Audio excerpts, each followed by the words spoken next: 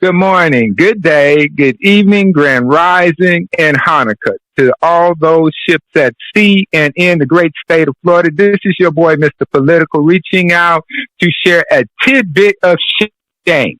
A shame which from time to time that I peruse because I have a issue with separatism within education. We have found that the great president has gave acknowledgement to Miss Bethune-Cookman by allowing her statue as white as marble as all the others. But one significant thing stands out, a black single rose. We wondered all the while why this statue of marble sits in this hall, carries but one single black rose. The reason is an indication of poverty, an indication of death, an indication of shame, a shame that only a Negro college grad could carry in the water that he carried for the Democratic Party. These Negro shameful individuals who go to HBU colleges, who acclaim everything that any black person has achieved, but give little to nothing to provide substance to one class of black, but serve only the Afro-American. In the last 2 days, it's been brought to our attention, and happily brought to my attention, that Bethune-Cookman is the suburban ghetto, full of mold, rats, roaches, leaky walls, bed bugs, and all of this is done on federal grant money, on Pell Grant. But these are Negro college grads who wear Kenya cloths and move to political positions. These individuals, and I share their pain, but I will not share their shame. That in the great city of Cocoa in Cocoa, Florida, a city councilman by the name of Alex Goins, a historical graduate, an alumni of the Negro Klan who attended Miss Bethune-Cookman, is acting like his people. That he, among all, knew the conditions of Bethune-Cookman, which he graduated from, which he sends money to, which he uses his position as a political pawn to bring in individuals from his college to get minority contracting, to block others from non-for-profits, to stop individuals from having space available to provide services and substance and mental health to our community. But Mr. Alex Goins is a product of this slum. Mr. Alex Goins and his mother supports this slum because you understand that the mother is the first original teacher. So he had to learn that triflingness from his mammy.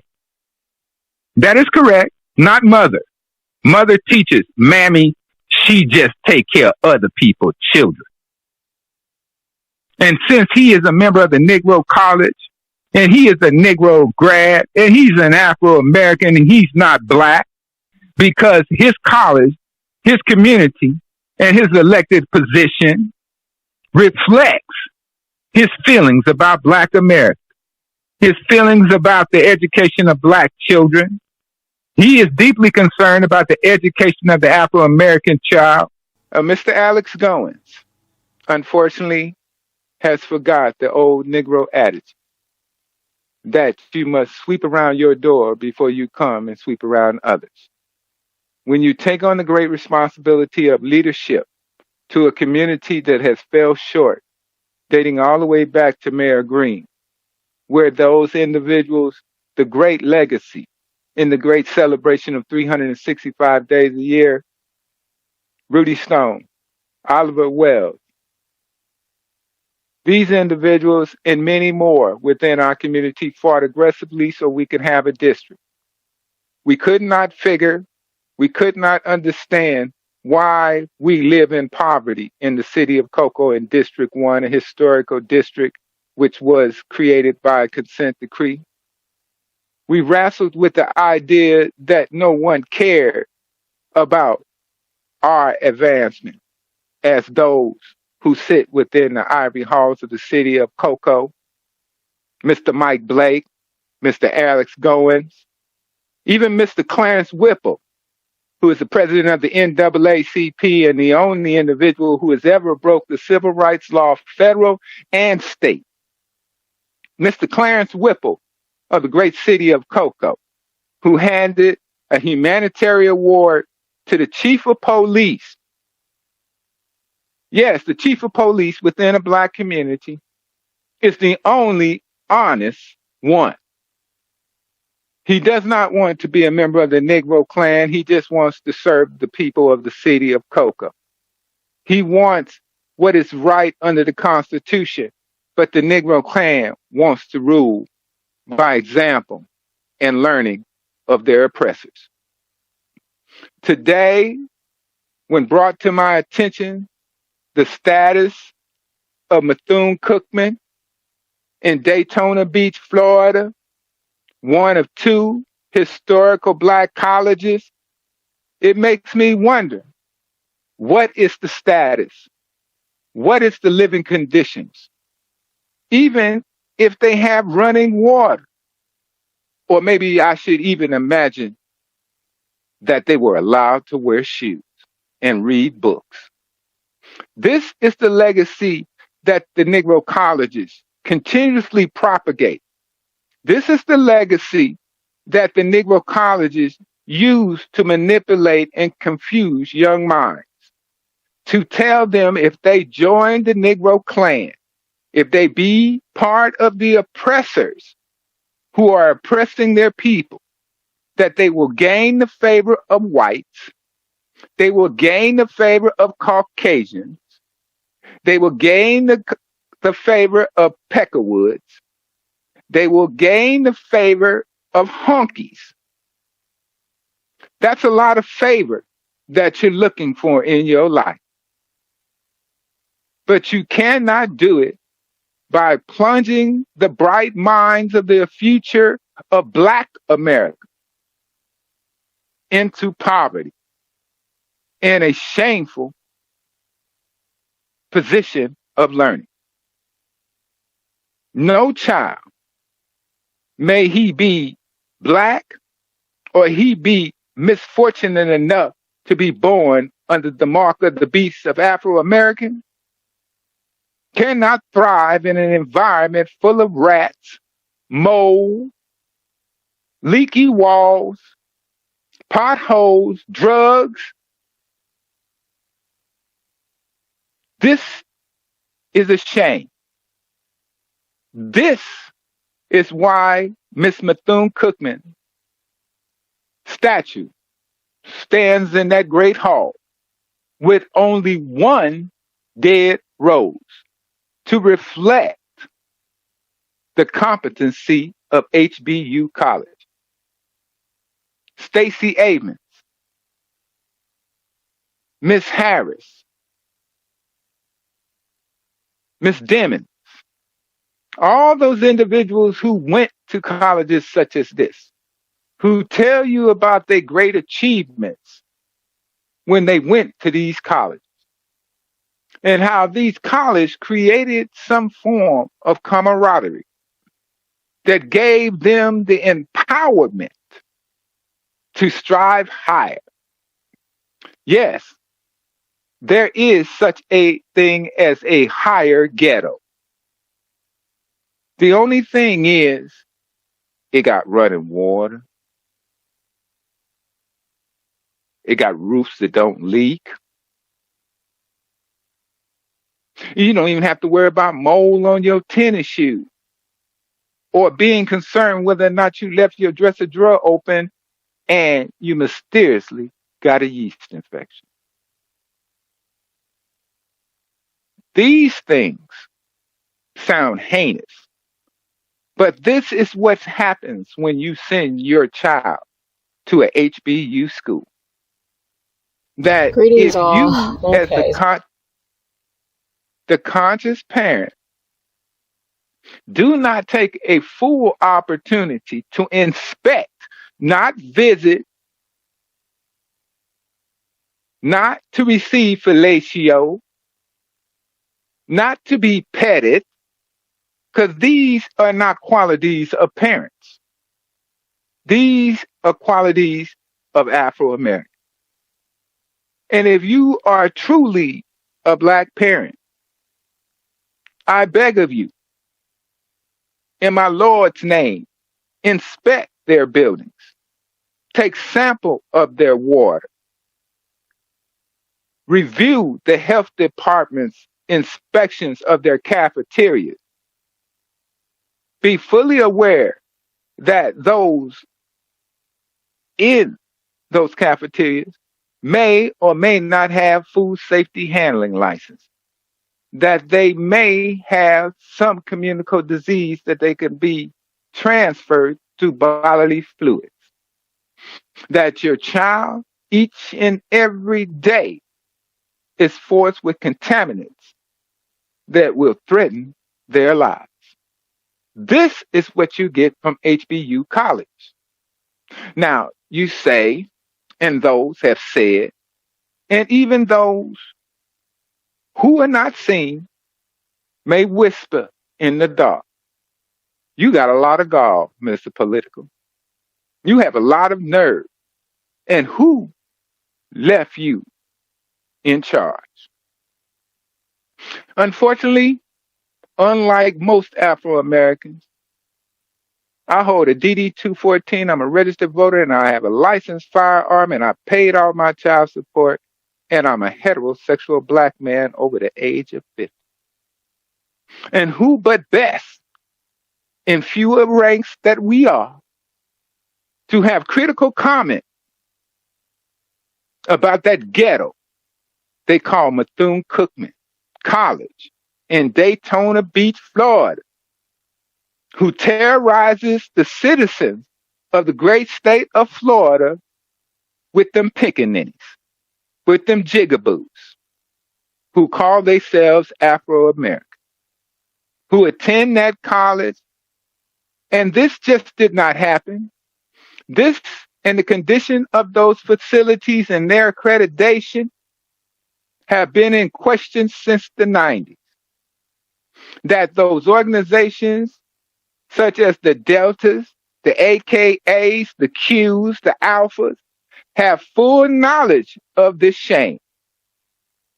Even one of our premier city councilmen from the great city of Rockledge, who has a Christian program, who taunts us at each and every turn of his love for the Negro cop. But he will not be the first, nor his wife will be the first to say something's wrong. Nor will Alberta Wilson, who is our historical legacy. She knew that the college was raggedy because she didn't even want her child to go there. That she purposely sent her child to a white college and then used her influence with the Negro Klan to get him a job. Knowing all the while that she don't support Black education, she just exploit Black education and Black people. She do not support Afro-Americans. She just exploit Black people. Now, these are not names that I've thrown around in an area that has a consent decree for over 275 years that we have fought so we can have the same equalities as some Caucasians. Hear me carefully. Some Caucasians, because all Caucasians don't have equality in America. But in my small bastion, one which fought with 2 and 6 great men, and all are dead, and now we question because we have Cyrods and alumni from Bethune-Cookman and FAMU running our government, and things have been going bad. And my community looks like a slum.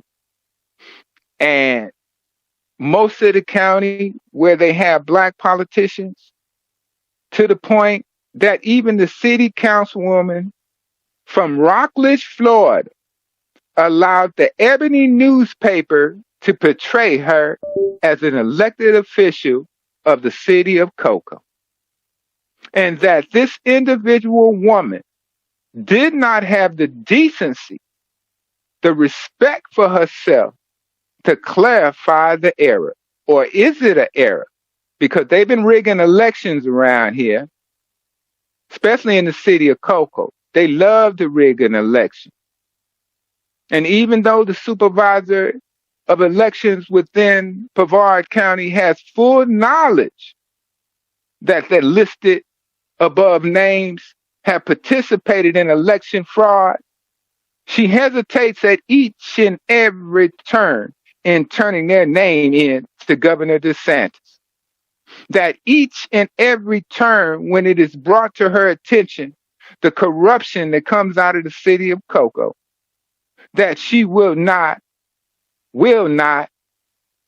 or for some odd reason, cannot contact the Attorney General and ask him to investigate Mr. Alex Goins and his friends who runs the government within the city of Cocoa, who retaliates against Black people because they feel that they are the superior. They use their positions to continuously impoverish the people in District 1 in the city of Cocoa. I could go on for hours and hours and hours to talk about the idiotic behavior of these pickaninnies. Now, some may sit and twist their thumbs and tighten their jaws and about to piss on themselves because I used a great deal of racial effigies to describe the low-class, unhuman behavior of these Afro-Americans, aka Negro. These Afro-Americans have brought us to where we are today. They have brought us to the position that the governor has banned Afro-American studies in the great state of Florida. That at each and every turn, you have no one to address the civil rights violations within Brevard County due to the level of corruption within the central branch of the NAACP in Brevard County, the North Branch, the Titusville branch of the NAACP and its corruption, its dysfunctionalness. It is a layman's club for overprivileged Negroes. These Negroes do little to nothing but flash gang signs and symbols and have tribal dances to express their separatism when it comes to Black America. That they have truly took the beast, the mark, the Afro-American, that mark of shame, which for the last 4 decades in our country have brought us to this point. And to hear, which should not be shocking, that shack, that roadhouse, that trap house they call the college, is full of roaches, mold, leaky ceilings, and 80% white teachers. How far have we fallen in our pursuits to go forward? This is a shame. This is a travesty. Usually at this point, I apologize for offending individuals, if that's what they are, because they're no closer to human beings than individuals. And I usually speak sincerely in my apology. But at this bastion, I cannot apologize. That these individuals, just as we met the door with the Negro College Fund and Lou Rawls, to save these individuals for the last 3 decades with the pursuit of the Cosby Show, In a Different World, and other sitcoms have portrayed Black America, that they are, as their masters, are creating their own race, their own association. And in doing this, we need to investigate these colleges. We need to investigate the staffs, but I am only one Black person who have lost faith in HBU colleges.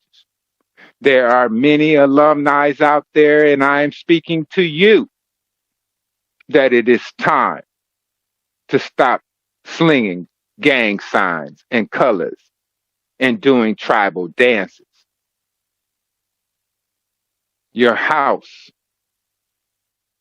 is on fire. And as Malcolm has said, and maybe it should burn down, and maybe you shouldn't have a house. This is your boy, Mr. Political. My views, my thoughts, and unfortunately, as a Black man, my shame. And I'm out.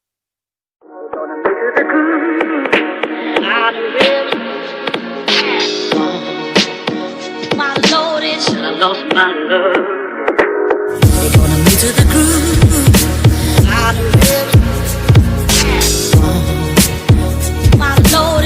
lost my love. They're gonna move to the groove. I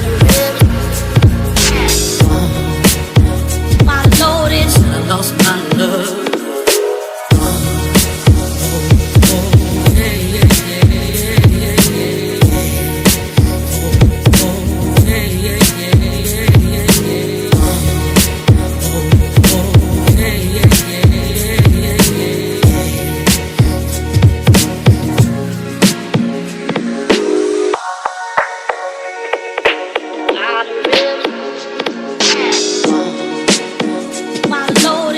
Lost my love.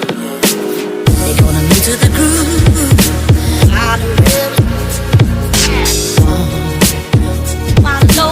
I lost my love. They're gonna move to the groove.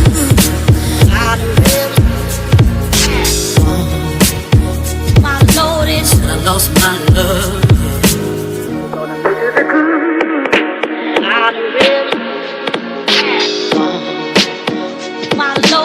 I lost my love. They're gonna move to the groove.